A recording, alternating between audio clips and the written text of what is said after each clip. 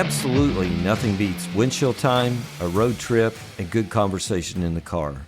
Welcome to another episode of Dan the Road Trip Guy, where we have entertaining conversations about cars and road trips, life lessons, and maybe every now and then a little advice. I'm your host, Dan Neal, road trip extraordinaire, and now buckle up and enjoy the show.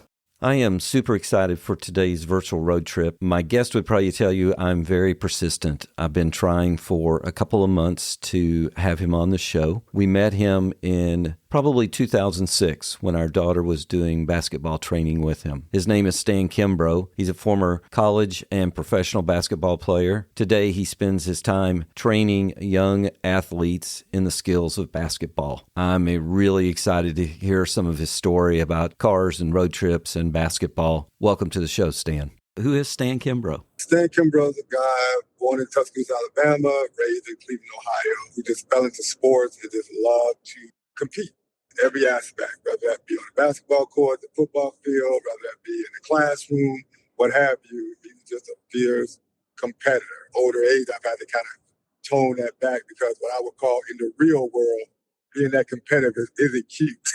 So I've had to tone it back. And now in business, I get that competitive edge scratched. We experienced that with you, and you were probably one of our daughter's favorite coaches in probably the mid-2000s, best I remember. And yeah, you were very competitive, but you were very compassionate. That's kind of how I always described you. Thank you. 'Cause I truly love what I do. I've been very fortunate in growing up to be able to put two things together. I love working with kids. I love athletics. So I've been very blessed and fortunate to be able to combine those two.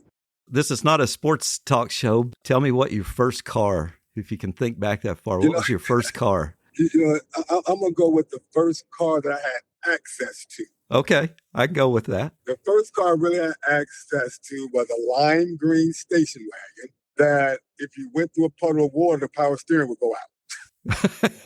And I rode around with like it was a Mercedes-Benz because I had 90% access to it. I could ride my friends around. I could get to and from, didn't have to catch the bus anymore. I just enjoyed that vehicle looking back on what I was able to do and learn how to, change oil, spark plug, change flat tires, jump batteries, all that came entailed with this vehicle. And my friends often talk about it to this day. Wow. About that car because we had a lot of fun with it. Yeah, you remember what the make was? I think it was a Ford, old Ford station wagon. Yeah. And I never will forget that lime green. I often think about it as my kids grew up and getting cars, as I was getting them little high school cars. They'll say stuff like, "You wouldn't drive that when you were that age." Well, I drove a lime green station wagon. You don't have no wind there. Whatever you get is well above this lime green station wagon that the power steering went out when the cables got wet. Yeah, there you go. Now, was that a station wagon that had the jump seat in the back where you could pop it up and ride backwards? Yep, ride backwards and go to me and my friends, we get there and go to the drive-in. And of course, don't tell nobody, but we hire people in the back and fill that station wagon with people and pop up in the drive-in. Yeah, that's long before we worried about seatbelts, right? Exactly. No seatbelts. It was, of course, you had to worry about getting a cigarette lighter burned because the cigarette lighters are in there too. Yeah. Did that have do you remember, did it have an 8-track or no? That had that old 8-track that we really didn't use because we were caught, in my era, we were caught right at the end of 8 tracks, kind of moving forward. Okay. But we saw them, but we really didn't use them like that. We would get into the cassette type thing. Yeah. As that came. So you had those adapters. Oh, great story, Stan. Thanks for sharing that. Any epic road trips in your life that just stand out to you? You know what? I've been very fortunate in my trips. I've taken a lot of them. The best one, I think I'm going to say, was a trip to Scotland. Oh, wow. Went over there and up to do again, not a sports show, but a lot of my life is sports. So it is, it circles back. I got the opportunity to go to Scotland to do a camp. It was a great experience. I was going to take my cousin. A cousin actually she played at the University of Alabama. And I was going to take her to help me. No, first I was going to take my wife. Right. She was going to go.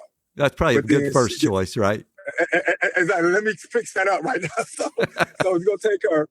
We get pregnant. Okay. So she couldn't travel during the time. Now my cousin comes into play. I'm like, oh, I take my cousin because you're in Alabama. Da, da, da. She couldn't go. Her dad wouldn't let her go because he messed up in a college course or something. So I'm like, all right. Now I'm down to my wife's niece's boyfriend who had helped me do camps a little bit. Okay. And I kind of wanted him to go, but not. But I needed something. Okay, okay, you can go. So we get over there and having a great time. But he's a little younger, so he's into the kids, and school team went with it to help. They were 16, and over there, of course, the drinking age is 16. Sure. And all that comes with that. They got wrapped up in that stuff. He goes out. I'm trying to find him and can't find him. And then I find him, and we have this weekend camp. Like, just stay home. Just go out with me and all that stuff. Next week, we're going out now because we're trying to get the night scene, the day scene, seeing the sights. The funny part about it, though, is I'm walking around Scotland as if I'm incognito. I'm like, dude, when I came, I'm like, people knew you were there, brother, okay? You were the talk of the town because you were there. But I had an opportunity to, bring back pictures of me in a kilt with my little dagger in my socks and all the 9 yards, and the sun coming up at 3 a.m, as bright as can be. It's just a great time. I mean, it was fun. It was entertaining. The guys got in. My helper got in trouble, not major trouble, but it was everything that comes with being around kids. And it was a great experience for me. And just the funny part to me is getting home, looking back, thinking that I was incognito walking around Scotland. Yeah, that's funny. But that was probably one of my favorite trips that I've taken. Let's jump to basketball, because that's how we know you and how we met you through training that you did with our daughter. Take me back to your childhood. Were you always into basketball or just all sports, or what'd that look like? I was a football guy. My uncle played at Tuskegee Institute. I grew up seeing his trophies around and all that, and hear the stories of him playing. So I was a football guy. Lynn Swan was my guy. Okay. I idolized Lynn and watched him play and wanted to mimic him on the football field and be that receiver and that type of stuff. I did that initially. Then I got introduced to basketball, going to my friends actually talked me into going to this YBA thing. And I never will forget them. We're on the phone, all of us on the 4-way, 3-way, whatever we are.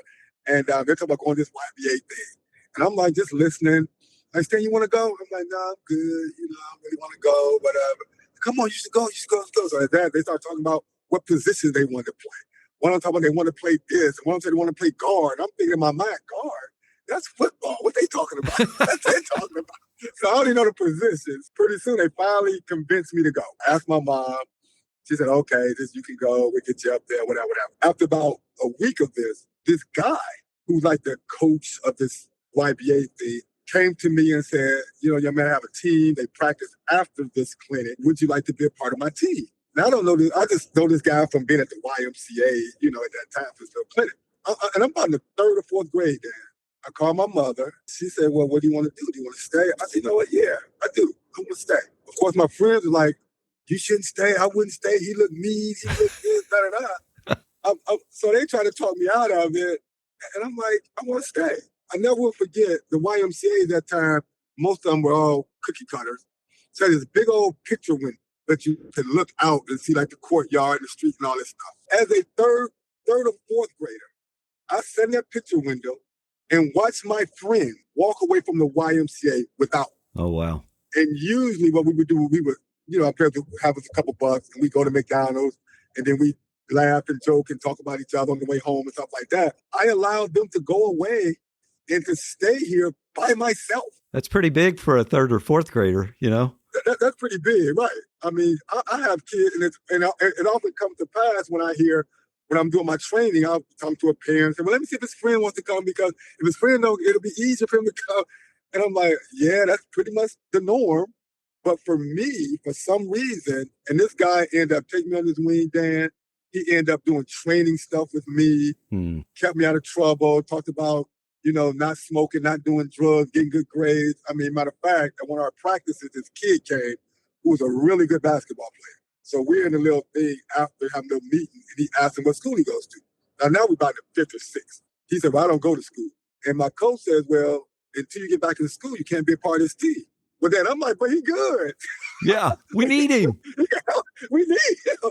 And coach wasn't having it. He said, if you're not in school, there's no sense in me rewarding you and being a part. I'm not going to be a part of that situation. So that stuff just stuck with me a lot. And this guy Chris Lett just did so much with me and kept me around people. He had me around the Clark Kellogg's and guys like that who were in Cleveland who were older than me playing on these teams, and the Brad Sellers and all those guys. He really did a lot for me and introduced me to the game. And then I was still playing football. And then eventually I'm in Cleveland now, and I ended up going to St. Joe High School, which sits right on Lake Erie. So our practice was right darn near on the lake. Okay. So I'm thinking, okay, I could practice on the lake, right next to Lake Erie up in Cleveland, 30-degree weather, or I'm going to the gym and adjust the thermostat. Yes. I'll take the gym for 200, Jack. There you go. I gave up football. I end up hitting a guy. I played center my sophomore year.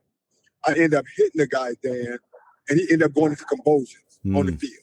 And I was never the same after that. Wow. I was never the same player. Prayerfully, I end up meeting the little girl that was their trainer. We end up at Indian Hill together. I was coaching Indian Hill, and she was the trainer at Lake Catholic when that incident happened.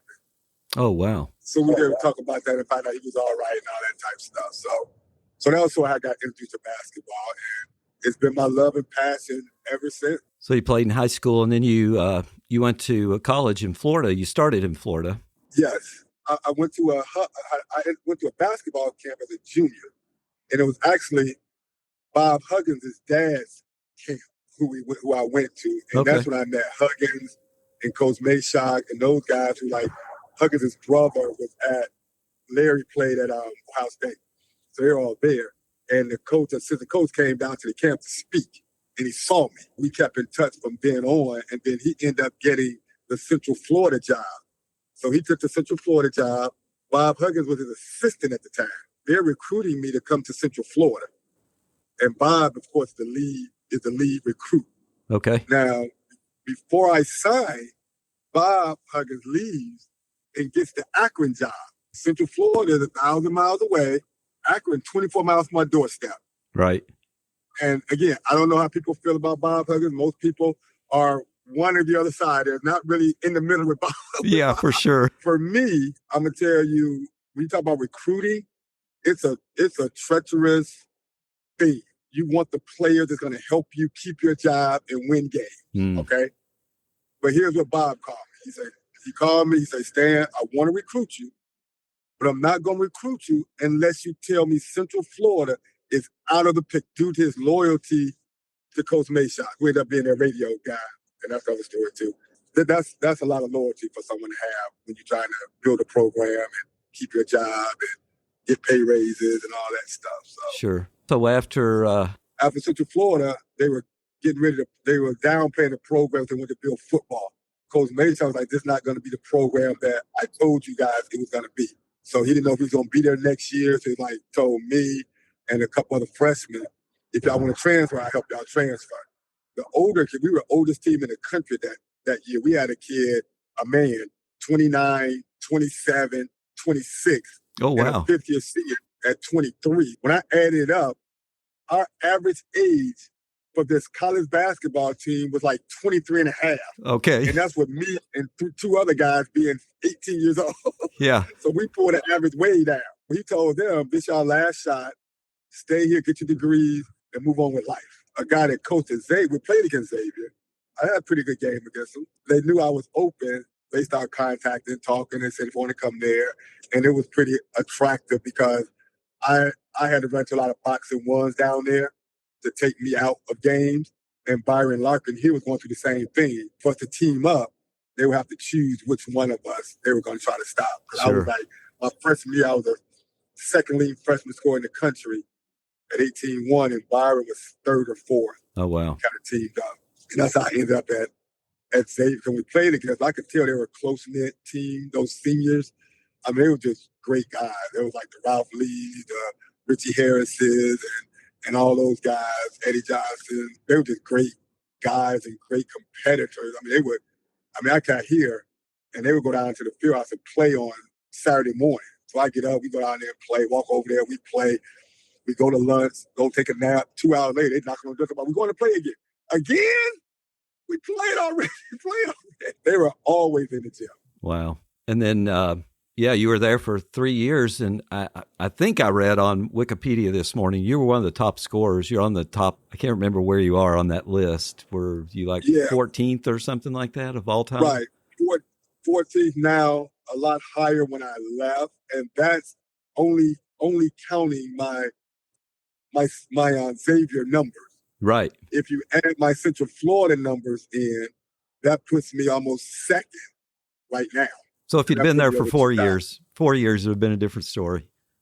Right. Yeah. It's totally different. And I would got to shoot. It sounds between a guy named Byron Larkin, who incidentally never passed the ball, and Tyrone Hill. So 2 Cincinnati guys who wanted the basketball. I'd say Byron was a great guy to play with. We just had fun and complimented each other so much. Sure. And again, we played with and against each other. We're both competitors. So. And you went to the NCAA all those years? All 3. We went all 3. I'll tell you a story about that. But I'm talking to Coach Stack. So Coach Stack actually was recruiting me to come to Xavier. So I remember the conversation. I look back on it finally now, because they showing me little highlight film and all this stuff. And at that time, Central Florida was what they call independent. We weren't in the league. We were a first-year Division I program my year, and we were trying to win 20 games. My first game was against University of Florida. We played Dayton, we played Ohio State, we played Xavier, we played South Alabama. We played a pretty tough schedule, trying to win 20 games to get to the NCAA, okay? So I'm talking to the Coach Stack and those guys. They show the highlight film, they do this. They say, yeah, and if we win our conference tournament, we get to go to the NCAA tournament, automatic berth. Okay. I'm like, excuse me? They said, yeah, we win the tournament, we get to go. And I said, well, how many games in the tournament? Well, it's usually 3, maybe 4 games to get to the championship and win it. You telling me I can win 3 games a year and I go to the NCAA tournament? And I'm down here trying to win 20? Oh, I can get you 3. I know we would get them. I can get you 3. I might not get you 20 games there. I can get you 3. Right. Again, I came here, Stack ended up leaving, and quoted saying one of his big mistakes was not taking me to wait with him. We go every year. And then when I look back, and they hadn't been for years. Right. So I can see in their minds like, this little cocky kid, talking about he gonna say, we ain't been there. He talking about we gonna get, and we went all 3 years. I was there. Well, we went my first year there, my red shirt year we went, and I count that on my resume because I was there and I was practicing, preparing Ralph and the other guys to be ready. So I count that year. So my 4 years at Xavier, we were in the NCAA tournament all 4 years, and 2 of them, one of them we won a game, first game ever won by a Xavier team, and we lost 2 years in a row to the eventual national champ. And we were Michigan's closest game into the final. They got us by 6. The next closest game for them, they lost. I think they won the final by like 3 or 4 or something like that. So, sure. Good stuff. So great career there. And I remember when we met you, we found out you played professional basketball then. And I remember Linda asking you, well, what happened? And you said, I'm 5'11", and those are big guys. So you did play professional basketball for a season or 2. Yes. I got 2 seasons in. Again, I honestly feel that my stint in the NBA was given to me so I can do what I do now. I don't think my calling was to play at that level. I think my calling was to play at that level so I can get kids' ear a little bit quicker. Yep. To kind of do what I do. Because I found myself in camp helping the young guys as they come in. These are my competition. And I'm teaching them different things on how to get to this level. Right. It enables me to tell stories to kids. Like one of my best stories there is, whatever you do it wire to wire. Don't be in there trying to save yourself for the next day. Don't be trying to wait and say, I'm going to be tired if I do this. give it everything you got from wire to wire. And I say that because you don't know when the decision's being made. Right. You don't know when the decision makers in the building. I had a guy, we were in camp we were in preseason camp for like 2 months. We get to the last day, they got to have the roster down to 12. So we got practice around 10 o'clock. So I get to practice, I'm shooting around a little bit, just nervous because either I'm going to be on the Detroit Pistons World Champion team and have a job, or I'm not going to be on the team and not have a job, and I'll know at 12 o'clock. I'm going to know this. So I'm in practice, I'm nervous. My first pass go like 8 rows up into this palace, seats and all. They're going to send me home right now, So we go through all this stuff. And another guy that's trying out, he's been there for 2 months with me now. And I'm looking at him at this day in awe because he's running, he's jumping, he's dunking. I'm like, man, this kid can play. So why am I saying that 2 months into camp? I should have been, if he's that good, I should have been saying that from the beginning. So anyway, long story short, we go into the locker room, and at that level, no news is good news. Right. So I'm in there, and I station my seat right between Isaiah Thomas and Joe Dumars because I want to learn everything they know and why they're so good at their size, because we're all about the same size. Right? Sure, yeah. So I'm sitting there, and Joe sees my leg shaking, being nervous. So he tapped me on the leg and said, "Don't worry, coach. You good, you good, you good." I'm like, all right, cool. So he called the other 2 or 3 guys who had left, called them into the office, released them, went on, and I'm there. Practice over. First thing I do is I run out the locker room into the corridor looking for a payphone so I can tell my mother. So I get the payphone, call mom, collect. I'm like, mom, guess what? She said, what? I said, I made the team. She said, I know. They announced on the news 9:30 this morning. And this guy's in there trying to give it one last ditch effort, and the decision's already made. Hence, wire to wire. Never stop. Never. Wow. And again, if you want somebody on your podcast, you don't stop.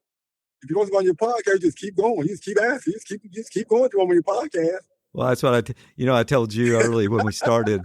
I said, I don't give up easy. I think I messaged you about 12 times. I'm like, hey, how about now? How about now?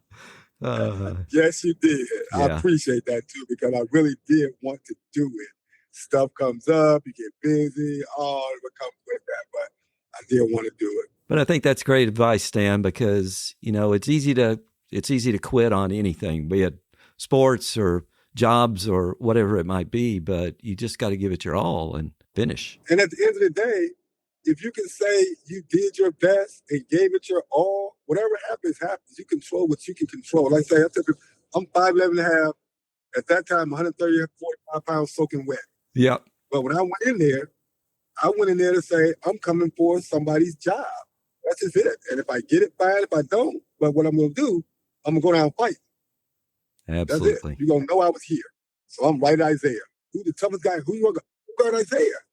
Why would I guard somebody else? I got to guard Isaiah because if I handle him or come close to handling him, everybody else going to get in line.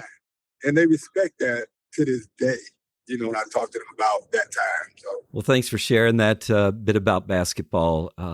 I'll shift gears on us a little bit. Anything on your bucket list that you want to do? And I've done a lot of things, and I don't know if there's anything that I'm just yearning to do because, I've been blessed to kind of do some things that most things I want to do, I'm forced to have to go on and do them, know. But if I had to say it, I'm going to say this. Yep. I was a little envious of my child, okay? Yeah. What she did a few years ago, her and some friends got together and they road tripped cross country and just stopped in national parks and continued on. Now, that's something that I would want to do because I was a straight hater on my daughter during that time. I was hating. I was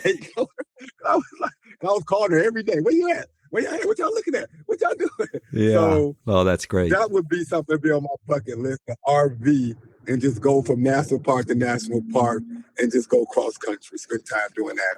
Perfect bucket list item from, and Dan, the road trip guy, he appreciates that.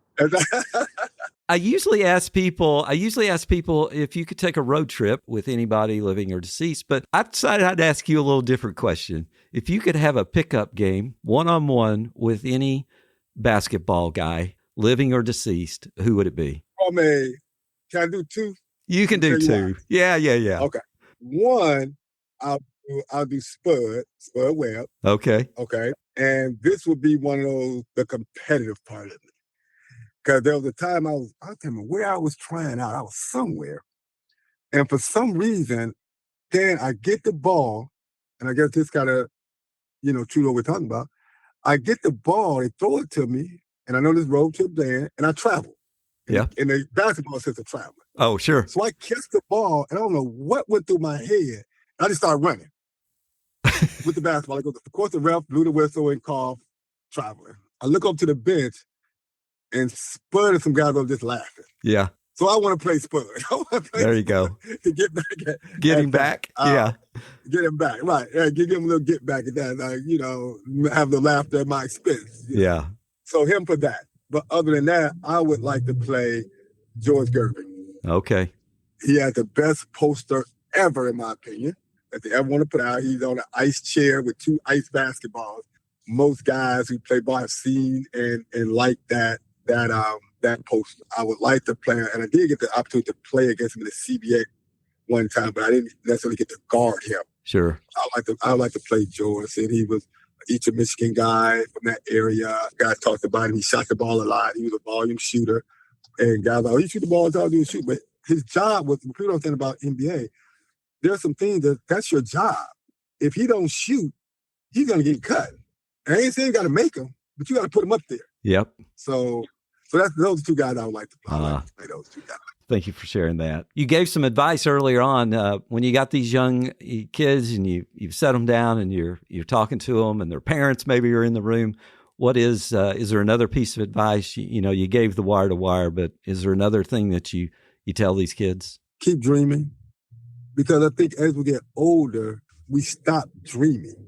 Yeah. And that's sort of that, what's that? We don't hear the whistle at the Polar Express. We stop hearing the whistle. Yeah. And we get older, we get so consumed with everyday life, trying to put food on the table, trying to do this, trying to do that, that we lose sight of dreaming. And you stop dreaming, it just becomes dim. And I don't care if you ever accomplish it. Like I said, if you want to go to Scotland or Europe or wherever, if that's what you want to do, that's your dream. If you want to play in the NBA and that's your dream, that's fine. You may not make it. At the end of the day, don't be able to second guess, say, I should have, would have, could have. Right. Be able to say, I did the best I could. I put my foot forward. That just wasn't the cards for me. Yeah. I controlled what I could control. That's great advice for, that's great advice for a 10-year-old or an 80-year-old, right? Exactly. That's just what it is. Yeah. And I like stuff like that transcends needs and other things that I can use, because I work on concept. Here's the concept. So if I have this concept, I can use that in different aspects of life. I was talking to a lady the other day. I would always tell her kids when they were playing with me and they would come in late. And, kids want to have their excuse. Well, I'm late because my mom or my dad, they done enough. I said, all right, your mom and dad did that, but when you hit the door, I need you running. Yeah. You can control that, So those are the things, because, again, I was a kid, too. I like to have those excuses. Oh, I can play this on my mom. I'm good. I saunter on in here. And Coach talking about, dude, this is now you control this. So control what you can control. Yeah, for sure. Well, thank you for sharing that. And hey, Stan, I just really appreciate you taking the time to have a little virtual road trip here with me and cover some of your story. Hey, that I really appreciate it. And I do appreciate you being persistent. So if that keeps you going, being persistent with folks, keep it going. All right. Because again, most folks want to have a conversation. They just get busy. They respect the fact that you're persistent. Yeah. Well, I appreciate that comment. Maybe somebody listening to this has a young basketball player. How do they find you to get some Stan Kimbrough training? Find me by my website, which is Kimbrough, KIMBROBBALL.com. KIMBROBBALL.com. We train all levels. Most people, I think that because of the levels I played at, that I only take high-level kids. I take all kids, and when I train, I take them from the bottom up. Wherever you are, I start you there, and I take you wherever you want to go. I'm not trying to put you in the NBA if that's not what you want to do. I'm not trying to have you on the A team if that's what you not want to do. I want you to be able to learn from this game, learn dedication for the game, learn commitment, learn hard work, and understand what teamwork is about. And those are the things that this thing is about. It's about more than basketball. All right, Stan. Well, thank you again, and hopefully we'll see you sometime in the future. All right. Thank you, Dad. I appreciate your time. Until we meet up again, you can find me on the internet at dantheroadtripguy.com. I hope you will follow this podcast so that you don't miss any upcoming episodes, and share it with your family and friends so that they can enjoy the stories of my guests also. Until we meet again on a future episode, keep having conversations with each other and keep driving.